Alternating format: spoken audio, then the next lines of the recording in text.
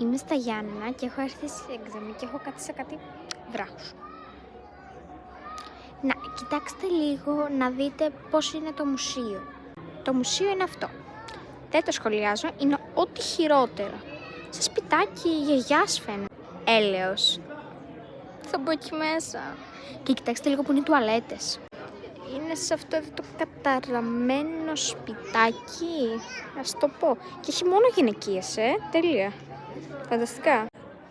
Θα βαθμολογήσω το μουσείο και αν μ' αρέσει, δεν θα ξανάρθω.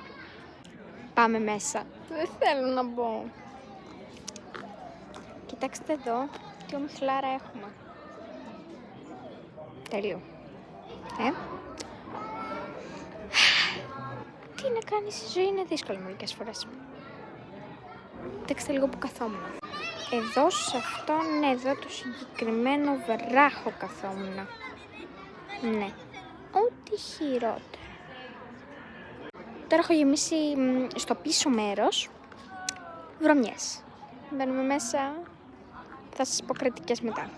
Εντάξει, καλό ήταν το μουσείο, αλλά δεν θα ξαναπήγαινα. Εντάξει, αν έχεις γούστο vintage, θα ξαναπήγαινες.